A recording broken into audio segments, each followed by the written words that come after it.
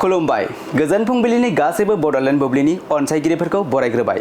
दिनै 3 आगस्ट रबिबारनि फानजामुथिखौ फरायथिनो लादों आं रबिन बसुमतारिया। फानजामुथिनि गिबियाव दं मेष राशि। गोबावनिफ्रायनो आसा खालामनानै थानाय सिमाङा फैमाल जागोन। गोबां दुखु दाहा सहायनांगोन। बृष राशि। नोंथाङा सोरजोंबा गोसो थोनायनि बेन्दोंआव गोग्लैनो हागौ। उसुखुथुजोंनो सावमा बारलांगोन।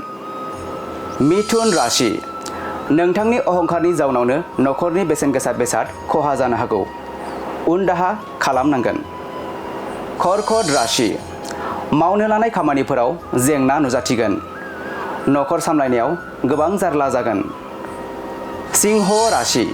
नखरनि खामानिफोरा मावब्लाबो जोबस्रांनाय नङा। देहाखौ जोबोद मेंखांनाय मोनगोन। कन्या राशि। देहायाव जानाय बेराम आजारफोरा जोबस्रांलांगोन। देहाखौ गोजोन आरो साबस्रांनाय मोनगोन। तुला राशि। इयुननि बाथ्रा सानहरनानै नोंथाङा गोबां जिंगायाव गोग्लैगोन। रावजोंबो खोथा बाथ्रा रायज्लायनो गोसो जानाय नङा। वृश्चिक राशि। नोंथाङा समाजनि मोजां हाबा मावनो खाबु मोनगोन। समाजाव मोजां मुं आरजिनानै लानो हागोन। धनु राशि। बबेबा मोनसे बाथ्राखौ लानानै बिसि फिसायनि गेजेराव दावराव दावसि सोमजिगोन। सोमोन्दो गावस्रालायनो हागौ। मकर राशि। नोंथाङा गोजौ सोलोंथाइ लानायाव जाफुंसारनो हागोन। बयजोंबो सनमान होजागोन। कुम्भ राशि। नोंथाङा मोजां हाबा मावनायनि गेदेर बान्था मोननो हागौ।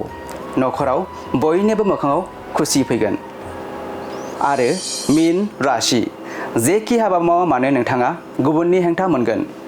दुखुजोंनो गोसोखौ लोरबां मोनगोन। दिनै सानसेनि राशि फरायथिनायाबो एसेनोसै। आसा खालामो नोंथांनि दिनैनि साना मोजाङै मोजां थांगोन। बेखौ बड'लेण्ड बुब्लि नखरनिफ्राय मिजिंथिबाय। गोजोन्थों।